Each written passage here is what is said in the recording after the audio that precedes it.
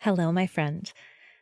I have a special invitation for you. I have a new, potent, concentrated group coaching program called Crucible. We begin on April 10th. You can go check out timewitchery.com/crucible, and I'm going to tell you all about it at the end of the show. So if you're interested, stay tuned.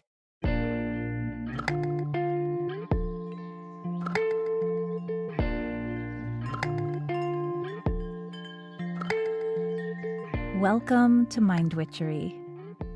I'm your host, Natalie Miller, and I'm so glad you're here. Hello, darling.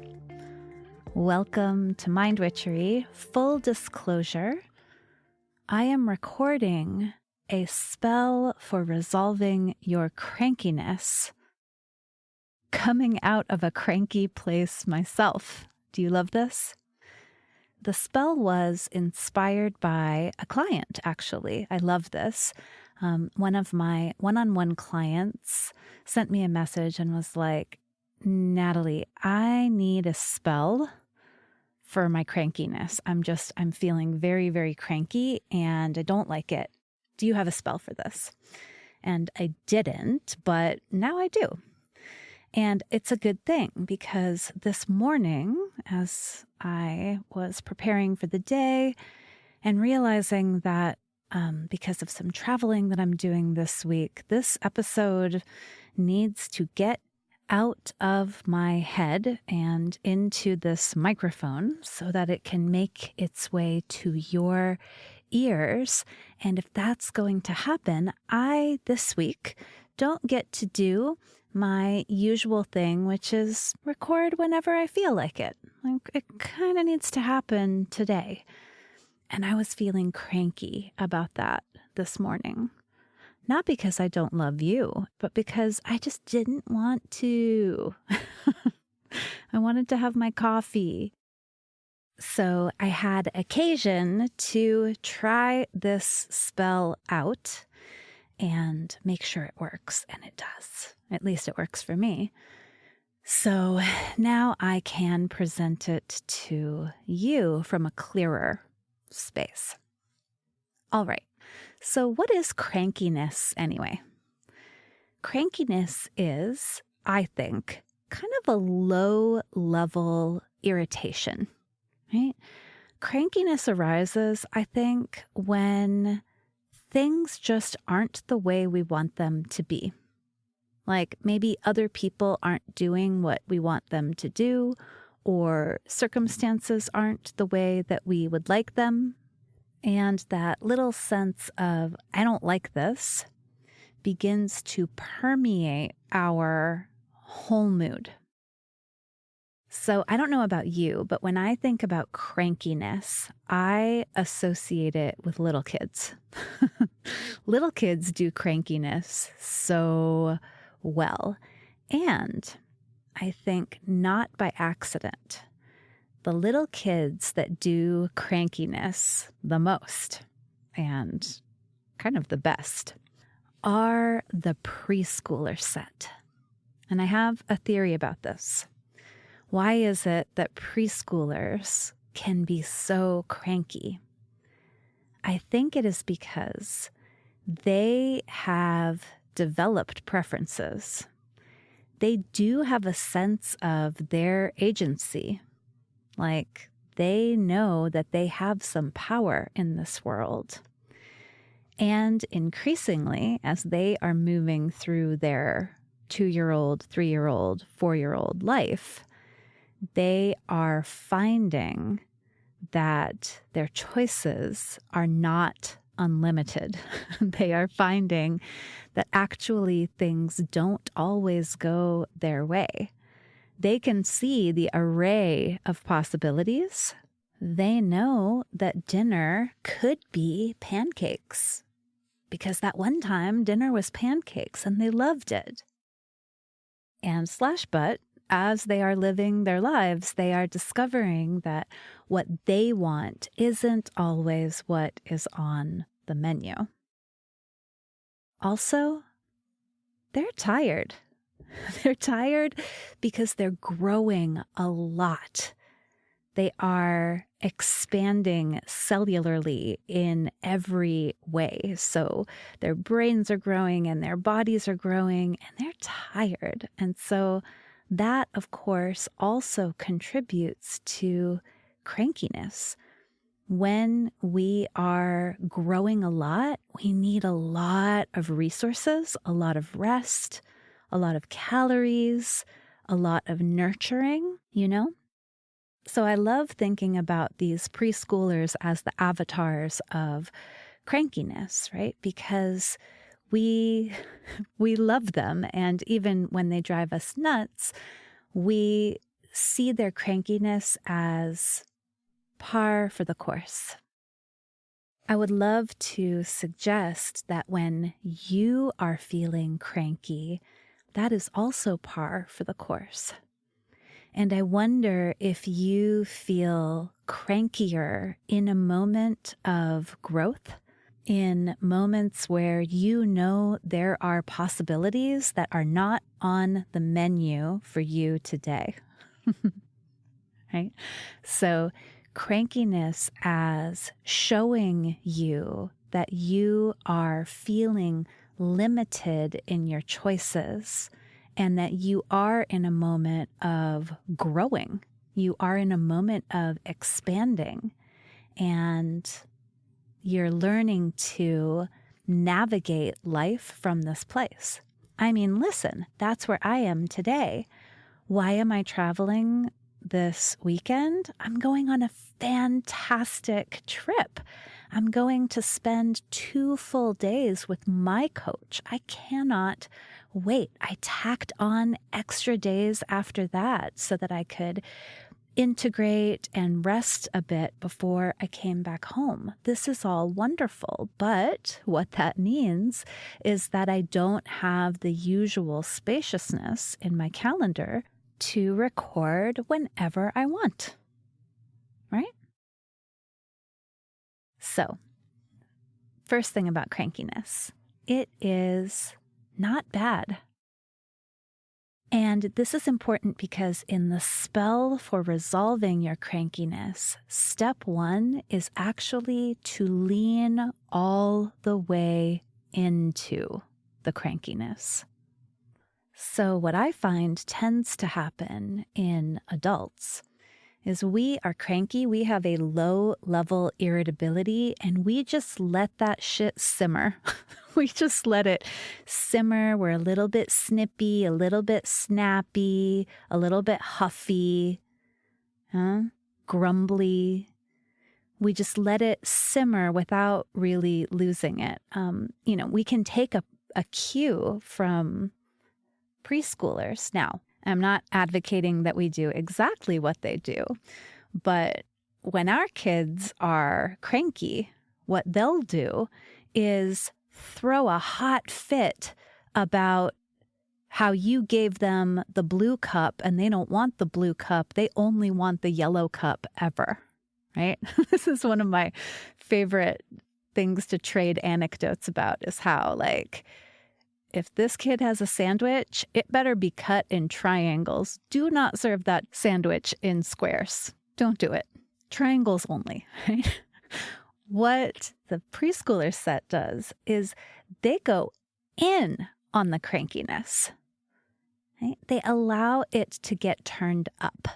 Now, I am not advocating for you throwing a bowl of Cheerios across the room, okay? But what I am saying is that your crankiness merits expression. So step 1 of this spell for resolving your crankiness is to free write all about what's wrong. Just really, really let it rip. Go for it completely and totally. If you can do this by hand, I'm kind of thinking journal or legal pad and pen, wonderful. There is something important that happens when our hand pulls our thoughts out of our mind. If you need to type because that's what you do, you type, that's fine too. A nice big blank Google Doc where you can type out all what's wrong, all what's annoying. And I'd like to encourage you in this place to be catty, to be bitchy, to be self-righteous, to be judgy. Just express it. Let it all out. Low-level irritation doesn't really go away. Like I said, it simmers, and I think you know that. I think you know what it's like to show up cranky. Like, you may be holding it in, but that doesn't make you a pleasant or constructive person with which to interact, right?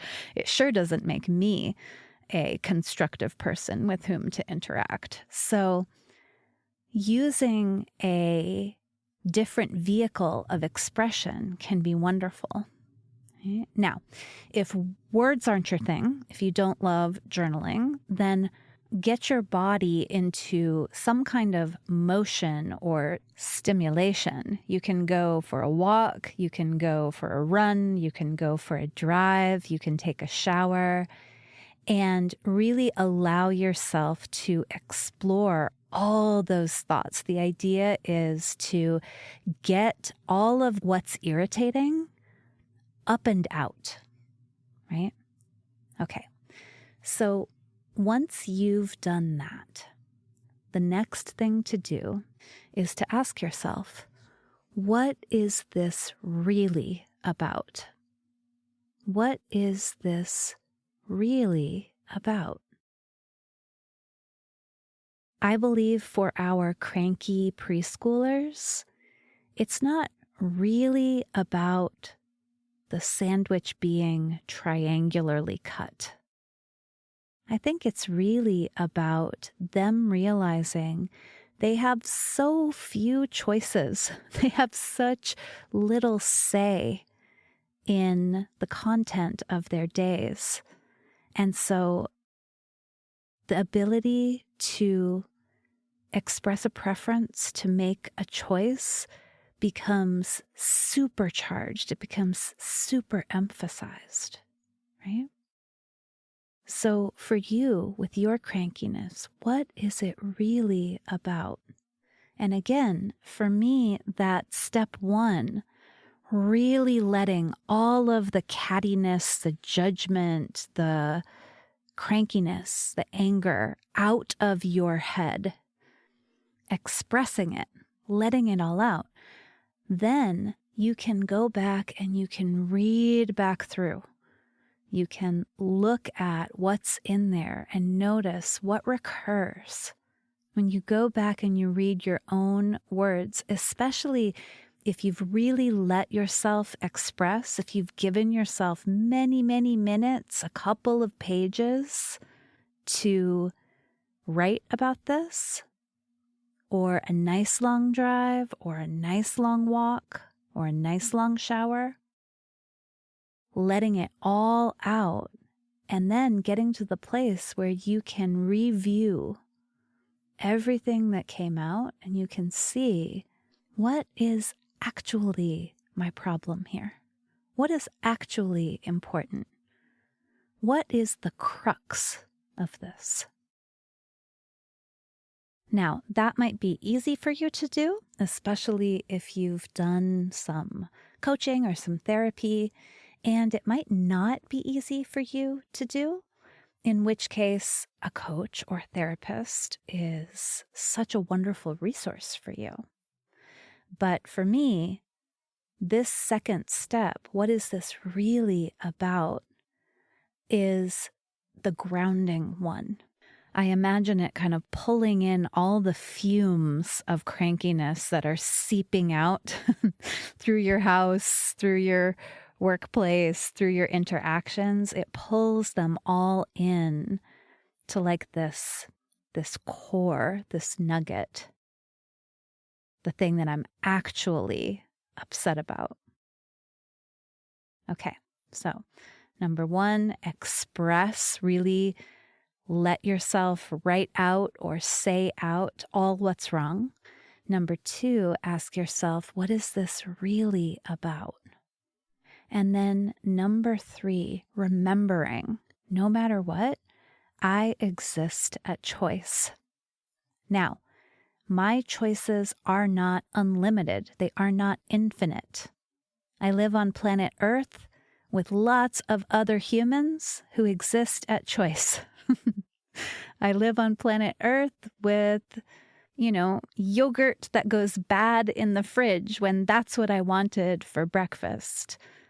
I live on planet Earth where there's rain on the day that I really wanted sun. Yeah? It's not all up to me. It's not all up to me.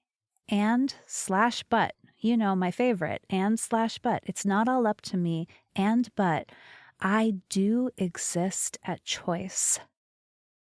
And so what are the choices that are available to me? Because there always are choices available, always. They might not be the choices that you really want, but those choices are available. I think that's why the kid learns, okay, I don't get to choose whether or not I'm having a sandwich for lunch. And/but, I do get to choose that it is served on the strawberry plate. I do get to choose that my sandwich is cut into triangles. Yep. So this morning, when I was feeling cranky about really needing to get this recording done before I left, I realized I exist at choice. What are my choices? Well, I could rerun an episode I've already recorded. And immediately I was like, no, I don't want to do that. I have this idea. I want to record it. Right? It's kind of perfect, actually. I decided that I'm feeling kind of cranky. It's like very real. It's very walk your talk of me, right? What are my choices? I could choose to record tomorrow. Well, tomorrow is so busy and I'll be packing. No, that doesn't feel good. That doesn't feel good at all. Okay, I could choose to record when I come back. It'll be a very tight turnaround time, but I could do that.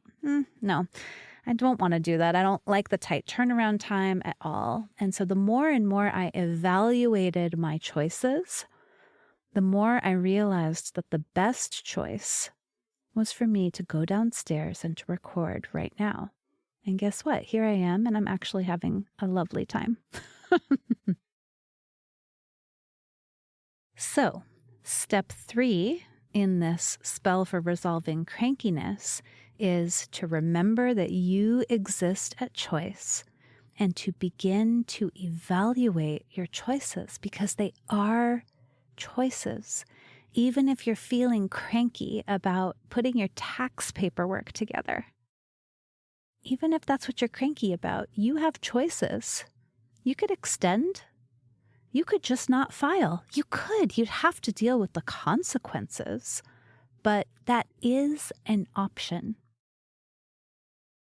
Again, when you evaluate all of your choices, then you'll remember, all right, well, while I can't choose everything, I do exist at choice, and I'm going to step out of my total irritation and victimization, and I'm going to shift into agency and some kind of choice. It is, after all, choice by choice that we get to move in the direction that we want to go. That's how it works. Choice by choice. Every choice opens up new choices. My choice to record today opens up new choices for the entire week. This choice today, even though it's not exactly what I want, it's still my choice. And it positions me squarely in the middle of my agency. Okay, So this is the spell for resolving crankiness. I do super hope you'll use it and find it helpful, but even more than that, I really hope you will honor your crankiness. I hope you will remember that crankiness comes, I really believe, in a moment where we see possibilities beyond what the choices are in front of us. That's actually wonderful. It's wonderful to know that things could be different, that things could be better. I hope you'll honor crankiness because for very, very many of us, crankiness, irritation, anger is not allowed. It is unacceptable. Am I right? Even maybe in our preschoolers, we don't want to allow for crankiness. And crankiness is just part of being human. It just is. And listen, here in Aries season, here in the springtime in the Northern Hemisphere, even kind of descending into autumn in the Southern Hemisphere at these very highly changeable times of the year where the weather gets super wonky and it's hot and it's cold and it's hot and it's cold, that can make us cranky. That is drawing on our resources, our biologically balancing resources extra much. The light is changing, the temperature is changing. There's all the extra work that goes along with switching seasons to adjust our clothes and our circumstances and back to school and spring break. And there's a lot of disruption. And even when it's welcome disruption, like my trip coming up, it's still disruptive and it requires more resources. So alongside this spell for crankiness, alongside doing your expression and your self-inquiry, I hope you'll remember that really what you might need is what our preschool friend needs, a nap. Really what you might need is more help, more nurturing, more resources, more support. All right, my friend. Thank you so much for listening today. Thank you for expecting this episode because you loving this podcast really does give me energy to continue to make it. So thank you for that. All right, I send you enormous love. Take good care. Thank you for listening, and bye for now.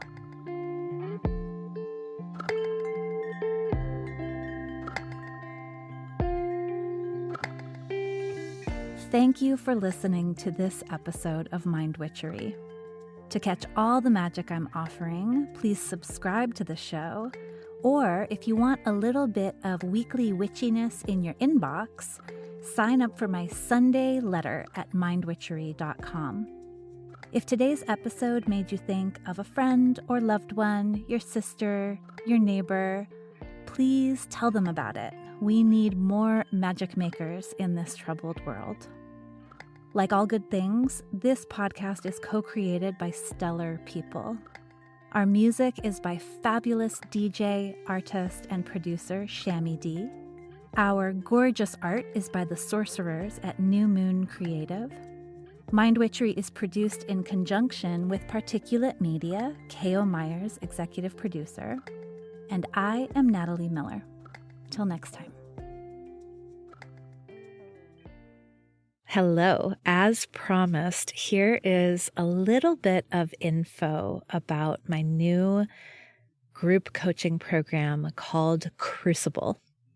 You know what a crucible is. A crucible is a container in which transformation occurs. It's a strong container, basically like where you melt down metals so that you can make new things. You can make alloys. And my program is called Crucible because it is designed to give you a space where you can summon the courage, the inspiration, the momentum that you need to finally take action on, to finally manifest that thing that you have been wanting to do.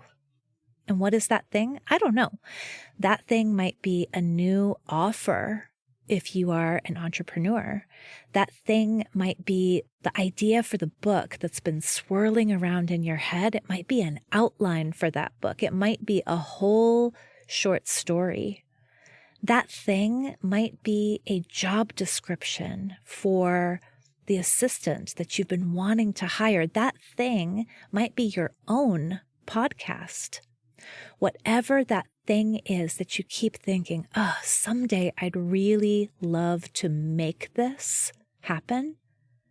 Crucible says, let's do it now and let's do it together. So Crucible offers 7 weeks of group coaching. Crucible offers insight into how it is exactly that I take an idea and make it real. Right? Now, this is not about me kind of imposing my method onto you, but it is about sparking your own creativity and insisting on a self-honoring way of creating. Yeah? Crucible is about community with other people who are also making it happen. And I cannot even begin to put into words how valuable that is. How much of a difference it makes to be surrounded by other people who are expanding and growing into what's next. Crucible is in large measure about helping you to claim the time and energy that you need to create what's next. And so we'll use my anti-planner, Time Witchery, to do that. We will use co-working sessions that are hosted by Flow Club. I'm very excited about that part in particular. So Crucible is not assuming that you have the willpower and courage and time and energy to make this thing happen. In fact, Crucible says, let's give you a place to generate that, to generate all that you need in order to manifest what it is that you want next. So you are invited. You can go check out Crucible at timewitchery.com/crucible. We begin on April 10th. We go through April and most of May, and then we get to take off for the summer having finally taken action on that thing that you've been toying with, flirting with, wondering about, dreaming about for so long. So again, more details at timewitchery.com/crucible. I super hope you will meet me inside.